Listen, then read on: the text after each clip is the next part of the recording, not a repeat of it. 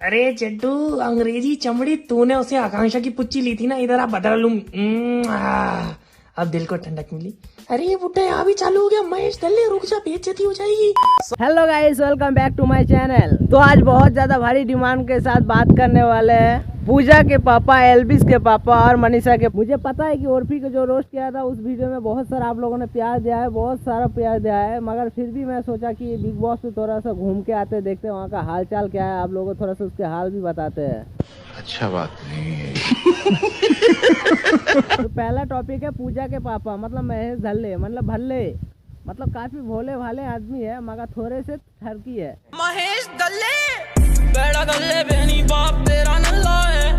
इसको देखकर ऐसा नहीं लगता है कि महेश दल्ले वाला गाना इसके लिए बना है, ये पैदा ही इस गाने के लिए हुआ है। मैं एक सच बता दूं कि महेश दल्ले वाला जितना भी गाना सर्च करोगे ना, तो गाने से ज्यादा इसकी वीडियो ज्यादा आती है। तो दोस्तों, आप लोग सोच रहे हो कि दल्ले मैंने उसको गाली दी, मगर ये गाली नहीं है। दल्ले मतलब एक दलाल का शॉर्ट फॉर्म है, और दलाल का मतलब होता है ब्रोकर। ये कोई गाली नहीं है। बाकी इसको, इसके दिल में सबके लिए प्यार है, चाहे वो लड़की हो या लड़का, इसका दिल सबके लिए तैयार है। जिस किसी के पास भी जाता है ना, पहले पकड़ के उसको अच्छी तरह से चुम्मी ले लेता है।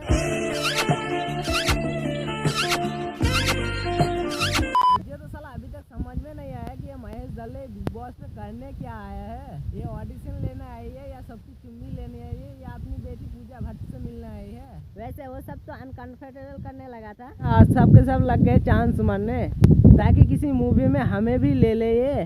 मगर इनको मालूम ही नहीं है कि बिग बॉस पे इन्होंने एक ही इंसान को कास्ट किया है, और वो है सनी लियोनी। और मूवी थी एकदम जिस्म 2, और उसमें एक बेबिका को कास्ट बैन करना पड़ा, तो मूवी का नाम रहेगा हाईवे 2। और भाई साहब मैं क्या बोलूं, जिस तरह से उसने मनीषा को पकड़ के बोल रही थी कि आंखों में देखो मेरी, खामोशी से बात करो, मुझे अपने घर जाना है। मुंह से नहीं बोलना, एकदम नहीं, आंखों से बात करो, आंखों से। और अभिषेक तो बाजू में बैठे, वो तो अपनी हंसी कंट्रोल कर रहा था। अब बाकी तो सबका मुंह तो देखने लायक था वहाँ पर। अरे भाई रोको रोको भाई, हमें तो बता दो, कि सबको बता दो कि उसके आंखों में वो ढूंढना क्या चाहता है। पर उसके बाद तो महेश दल्ले को एक कहानी याद आ गई। जब बहुत ज्यादा वो दारूबाज कर रही थी नशेरी, वो रोड पे अपना सर पटक के सो रहा था रास्ते पे। शायद उसको तब रिया चटर्जी का कंधा नहीं मिल रहा था सर पटक के सोने के लिए, तभी तो वो रोड पे पड़े रहते थे। और ये पूरी कहानी भाई उसने एल्विस यादव के हाथ पकड़ के सुनाई है। और एल्विस यादव भी भाई सोच रहा था, हाथ तो पकड़ लिया है तूने, बस चुम्मी मुम्मी मत लेना हमसे। और भाई अगर चुम्मी मुम्मी ले लेता, और एल्विस यादव तो भाई पहले सोच ही रखा था। महेश दल्ले, ये रहा महेश दल्ले। चल भाई गले लग में चल। हाँ अभी बदलता हूँ। महेश दल्ले बेड़ा गल्ले बहनी बाप तेरा नल्ला है। पर मानना पड़ेगा, सबसे ज्यादा गहराई का रिश्ता ये महेश भट्ट और ये अविनाश के बीच में मिला था। आई कांटेक्ट चल रहा था। जिस प्रकार की उन दोनों में रोमांटिक कांटेक्ट हो रही थी ना, मुझे तो लग रहा था ये जय और ये आकांक्षा वाले जो चुम्मी पप्पी का जो सीन था ना, वो एकदम रिक्रिएट कर देगा ये दोनों।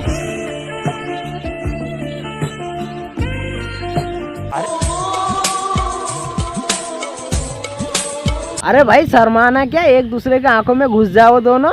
हाय हाय हाय, इस प्रकार कैसे देख लेते हैं ये दोनों। बाकी तो कभी कभी मेरे को लगता है कि महेश दल्ले ठरकी नहीं है, दिक्कत है उसके साथ कुछ, बहुत ही ज्यादा टची है वो। मतलब बिना टच करे वो तो रह ही नहीं सकता है। कभी तो बेबिका का हाथ पकड़ के रगड़ेगा, कभी तो एल्विस को बोलेगा कि मेरे बाजू में बैठो, दूर क्यों बैठी हो, कभी तो मनीषा को अकेले में ले जाकर उसके साथ बातें करेगा।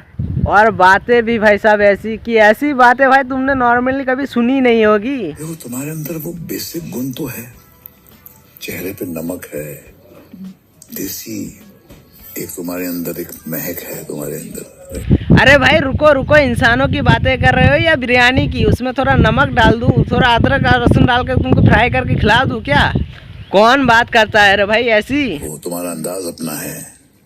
डांस वांस तो समझ में आता है, किसी के सब डांस सब करते हैं, मगर उसके अलावा क्या है? अरे हाँ, डांस करना तो एकदम आसान है, सबको आता है। अभी उसको बोलता हूँ महेश दल्ले की चिकनी कमरिया, पतली कमरिया चिकनी चमली, कौन सा गाना था वो जिसमें वो पहुआ चढ़ा के नाचेगा, कमर सबकी हिला देगा। अरे भाई मेरी उजरी हुई खेत की मूली, सबको नहीं आता है ऐसा डांस करना। थोड़ा सा ये भी देख ले एग्जाम्पल। मुंदरी बनाई फिरे ते विच नग जड़वाई फिरे एक पासे बिल्लो तेरा नाम लिखवाई फिरे। ये सब देखने से पहले मैं अंधा क्यों नहीं हो गया? ये सब क्या चल रहा है एम जी? गोपी बहू और कोकिला बहन की गहने चुरा के ये सब कर रहे हो तुम? ऐसी अश्लील हरकतें। और ये बार बार ये मीटिंग के बहाने ये सब करने भागता था। और मैं बता रहा हूँ, गोपी बहू के हाथ में लग गया ना तो पिछली बार तो उसने लैपटॉप धोया था, इस बार तेरे को धो देगा। और धोया तो एल्विस के पापा ने था, शो में जाके सबको रोस्ट करा। और पूजा भट्ट से थोड़ा सा प्रेम था बस जरा। बस एक चीज मेरे को बहुत ज्यादा गलत लगी कि फूवर बोल दिया मनीषा को। उसमें बहुत सारे लोगों ने बोला कि गलत बोल दिया। बस मैंने गूगल किया तो उसमें अश्लील लिखा था। बाद में बहुत सारे लोगों से पूछा, सबसे पूछा तो ये बोला कि सबने कि ये नॉर्मल वर्ड है, मतलब पागल चंचल ऐसा कुछ वर्ड है। और आप किसी भी वर्ड को एग्जैक्ट मीनिंग पे जाते हो तो वो गड़बड़ हो जाता है थोड़ा सा। और जैसे कि मनीषा ही बहुत बार बोलता है साला साला साला। अब तो साले का असली मीनिंग होता है कि पत्नी का भाई, पर वो क्या सबको अपनी पत्नी का भाई बोलता है? वो उसकी तो पत्नी नहीं है, उसकी तो पत्नी नहीं है ना, क्योंकि वो तो लड़की है। इसलिए हर वर्ड का एग्जैक्ट मीनिंग आप पकड़ नहीं सकते। बाकी उसका पौर का भी वैसा मीनिंग नहीं था। बाकी जिसको जो सोचना है वो सोचेगा। और काफी लोगों ने तो एल्विस को सपोर्ट करना छोड़ दिया था कि उनको लग रहा था कि उसको पापा ने बोला ऐसा। बाकी तो उसमें तुम्हारी अपनी चॉइस है, उसमें तो मैं कुछ नहीं बोल सकता। पर एग्जैक्ट मीनिंग पे ना जाए तो बस उतना कुछ बोला नहीं है ऐसा। और ये चीज़ आप लोगों को मैं इसलिए बता रहा हूँ कि हर चीज़ का अलग अलग पर्सपेक्टिव होती है। जैसे कि मनीषा को देखने की पर्सपेक्टिव है बिग बॉस के अंदर, ज़्यादातर लोगों का वो लोग सोचते हैं कि छोटे शहर से ये हमारे बीच की नहीं है, ये टीवी इंडस्ट्री के बीच के नहीं है, तो उसके साथ बुरा व्यवहार किया जाता है। और वो लोग कभी कभी ऐसा ट्रीट करते हैं उनके साथ कि उनकी नौकर होगी वो। और पूजा भट्ट तो बहुत बुरी नज़र से देखती है उनको कभी कभी। पहले तो उसको बहुत दया दिखाती थी कि बहुत छोटे शहर से आई है वो, क्योंकि शुरू में तो उसको अपनी इमेज बनानी थी ना। और जब चलते तो उसने थक गई है अपनी इमेज बना के, तब वो अपनी असली रूप पे आ गई है।